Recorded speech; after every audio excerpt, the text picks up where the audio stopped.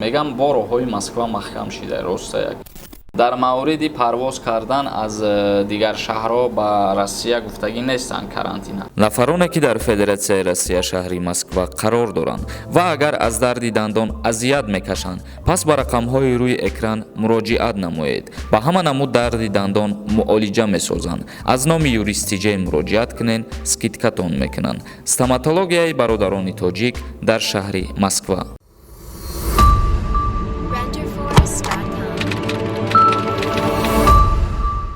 ассалому алайкум ба ҳама тамошобинони барномаҳои канали юристиҷаи.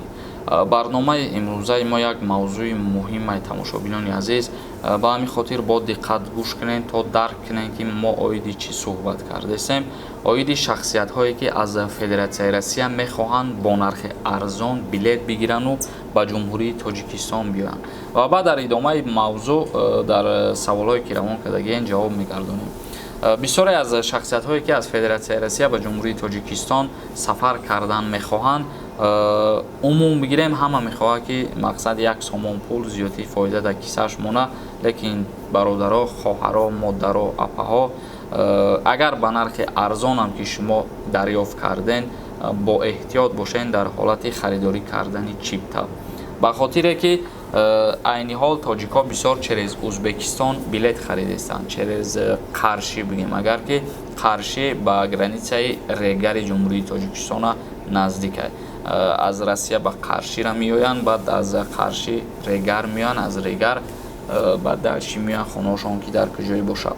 оё мехоҳӣ риши худро зиёд намоӣ, ё мехоҳӣ мӯи сар аз рехтан монад, ё мехоҳӣ доғҳои сафеди баданро нест намоӣ ва ё мехоҳӣ худро фарбе ё хароб кунӣ, пас ба шумо софсавдоро тавсия медиҳем. ва ё шахсоне мехоҳанд ҳиҷома кунанд, ё равғани тозаи сиёҳдонаро дастрас кунанд ва ё капсулаи алҳадая ба софсавдо муроҷиат намоед. доруҳо доставка низ карда мешаванд. рақамҳо дар рӯи экран. аз номи юристиҷаи муроҷиат кунед, тахфиф дорад. бо софсавдо бошед. офиси софсавдо дар Питер ва Москва. нархи билет аз Россия ба Узбекистон ба Қаршӣ сар мешавад аз 8000 рубл то 12000 рубла дар бар мегирад. қиматиш сабабош ҳамие ки агар ҳамун рӯз бирем ба пагара гирифтанӣ бошем, мумкин 10-11000 рубл бошад ва агар ба 4 рӯз 5 рӯз баъдтара гирифтанӣ бошен, мумкин 8000 ё ки 8500 рубл дастрас кунед. лекин бародарони азиз, болои анамин арзон буданаш боз як мушкилии дигаре дар иҷа ки ҳамин рейсҳое ки через Узбекистон омадестанд тоҷикҳо бисёри вақт задерж кашидестай ва атминичон кардестай. агар касое ки дар аэропортҳои ҳамун Россия қарор дошта буданд дар ҳамун ҳолатҳо, ё ки ҳамин ҳолатҳо дар саршон буд, рейсҳошона атминит карданд ё ки ба задерж кард, ё ки билетҳошона фалшивӣ гуфтанд, дар комментария бинависонед, мо фикрҳои шуморо бихонем то дигарорам аз нависондаҳои шумо бихонану бохабар бошанд. ва мо ин чизҳоро аз чандин бародарое ки омада расиданд ҳамсуҳбат шидем, пурсон шидем ва боз видеоҳорам дар интернет дидем ки бисёри бародарои тоҷик навор кардестанд ва мегӯянд ки мисол билет нахарен, рейсҳомона атминит кардестанд ба умеди пули арзонш нашен. бародарои азиз, ҳолате ҳастае ки шумо 9000 рубл да билет харидорӣ мекунен, мерен хушбахтона рейстон ба анҷом мерасад, яъне ки мегиран меёратон. лекин боз ҳолате ҳастае ки ҳамун рӯзи рейстон рейси шуморо атминит мекунанд. ба ҳамин хотир ман фикр мекунам ки ҳамин мушкилиҳоша як тараф монда, хубтаре ки аз Москва прямой рейс ба ҷумҳурии Тоҷикистон ба шаҳри Душанбе чипта харидорӣ кунед. ва мумкин ин проблема дар рӯзҳои наздик ҳал шавад через Узбекистон, чунки то ҳозира роҳи ҳал ёфтагӣ нестанд, мисол ҳал кардагӣ нестанд, гуфтагӣ нестанд ки озод шаҳрвандои тоҷик билет бигирен через Узбекистон вориди Тоҷикистон бошен. ҳамин чиз роҳи ҳал шаки ёфт. морам тарафдорем ки бародаро, модаро, апаҳо, хоҳаро бо нархи арзон чипта харидорӣ кудану бе ягон проблема биёянд Узбекистон, баъд аз Узбекистон вориди ҷумҳурии Тоҷикистон бишаванд. айни ҳол ҳамихели проблемаҳо дар сари чандин нафарҳо омадестай ва мо хостем ки ба шумо хотиррасон кунем через Узбекистон омадан камтар мушкилиш ҳамие ки ё рейстон задержка мешава ё ки мегӯянд билетон фалшивияй ё ки атминид мекунанд рейса. ба ҳамин хотир бо эҳтиёт бошем. ба умеди 8000-9000 рубли анамун ки харидорӣ мекунем барои Ӯзбекистон, мисол саргардону овора дар аэропорт руснаву ташна нагарден, хубтарай ман фикр мекунам.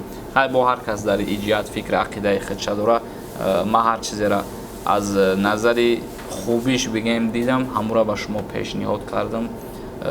нархи навош аллакай ба ҳама маълум аст ки беҳад арзонай ва ин арзонии нарх мардума ба худаш ҷалб кардестаю. ҳама 8000-10000 рубл через Ӯзбекистон билет харидестай. ман намегум наметавонанд омада, бисёри нафаро метавонанд омада, бисёри нафаро омадан, вале боз ҳолатҳое дорад ки ҳамин хеле мушкилиҳо ба амал меоянд. як чиза ба шумо хотиррасон мекунем. як бародари мо дар шаҳри Тюмен қарор дорад ва варзишгар мебошад ва дастгирӣ мекунад шахсиятҳоеро ки шавқу рағбат доранд барои варзиш. рақамҳои ватсапаш дар экран ҳастай ва номи каналш дар описания мондагӣ. бидроен подписатсия кунен, видеоша тамошо кунен ё ки рақамҳои ватсапашда бо худаш ҳамсуҳбат бишен. дар ҳама ҳолатҳо шуморо дастгирӣ мекунад дар мавриди варзиш спорт. сонака навистай: раҳмат додарҷон барои суханҳои ширинат. мо модарои ғариб ҳар рӯз хабарҳои тару тозаи шуморо гӯш мекунем. илоҳӣ ҳамавақт дар пушту паноҳи худо бошӣ. раҳмат. зинда бошен модарои ғариб. умуман ҳамаи модаро зинда ва саломат бошен шуморо ва ҳазор раҳмати калон барои тамошо кардан. макс навистай: рӯзи 12 июл 6450 сомонӣ ман харидам. тигр навистай: ба фикри ту роҳҳои Москва қулф мешавад? ба фикри ман не, хушбахтона қулф намешавад. рӯз то рӯз мумкин рейсҳо зиёд карда шаванд. бердиев умед нависай: салом ака, ҳамин одамое ки ҳар чизи бемаънӣ менависанд, увора ба худо биспор. мо албатта увора ба худо меспорем, ҷазои увора худованд бита. ба комментарияи уво мо ғамгинам намешем, асабирам намешем, чунки вақти худшона беҳуда сарф мекунанд. собирова нависай: касоне ки билет доранд то 19 билетошон қафо меғалтанд. дар мавриди парвоз кардан аз дигар шаҳрҳо ба Россия гуфтагӣ нестанд карантина. яъне карантина то 19 дар ҳамун дохили Москва худаш гуфтагиянд. оиди зиёд мекунанд ё ки дар вес Россия карантин мекунанд, оли ҳечи гуфтагӣ нестанд. бо агар ягон ахборот чид мо ба шумо пешниҳод мекунем. худо розӣ бошад. фотима салимова нависай: ака салом алейкум, созен мегам бо роҳҳои Москва маҳкам шидай. ростай ака? хушбахтона рост нестай, дурӯвай. баҳодур нависай: ака ман патент супоридагим, рӯзи 21 гирифтанам дар кор, чӣ мешава? одих мешава, наметиҳам патента. рӯзи 21 чандшанбе мешава. агар рӯзи выходной бошад, рӯзи кориш дамерай дастрас мекунӣ патента, ягон мушкилӣ надорад. тоҷик нависай: акай сорбон илтимос ҳаррӯза курси рубля эълон мекардем. пешакӣ раҳмат ака. мо кӯшиш мекунем ки аз ёдмон набарорем, дар ҳама барномаҳо пешниҳод кардан бигирем. раҷабов нависай: салом алейкум акай сорбон, як бача дороро хизмат мебаранд? бале мебаранд. таҷиков нависай: салом акай сорбон, оё дар строительни фирмаи Россия официально кор кунӣ? ҳангоми гражданство турӣ кардан ягон плюс дорад? бародари азиз, гражданство турӣ кардан ман чандин боро гуфтам ки ба воситаи ягон чиз танҳо барои муҳлаташ ягон қаи плюс дорад. тамом. мисол мегирем, агар ҳавай да 2 сол тайёр шава, мумкин ба воситаи ягон кас ё ба воситаи ягон чиз да 1 солу 8 моҳ ё да 1 солу 5 моҳ тайёр шава. ё мисол агар да 1 сол тайёр шава, ба ироҳо мумкин да 8 моҳ ё да 9 моҳ тайёр шава. ягон плюс надорад дига. баха атоев нависай: акаҷон билети поезда нагуфтен, чанд пул шидай? раҳмат пешакӣ. оли билетош ба фурӯш бромадагӣ нестай ва нархшам гуфтагӣ нестанд. набиев нависай: салом алейкум ака, мара мигратсиони картам тамом шидагиам, ман бояд сарҳад гузарам ё ки проделит мекунанд? албатта проделит мекунанд, чунки айни ҳол ҳама сарҳадҳо баста шидагиа ва иҷоза додагӣ ҳастанд проделит кардана бе убур кардани марз. ҷобиров нависай: салом алейкум акай сорбон, барои гражданин кардан аттестация обязательно дар кора? илтимос ҷавоб те ака. аккаунти худам нестай, нома исломгир мефаҳмам худам, илтимос ҷавоб те акай сорбон.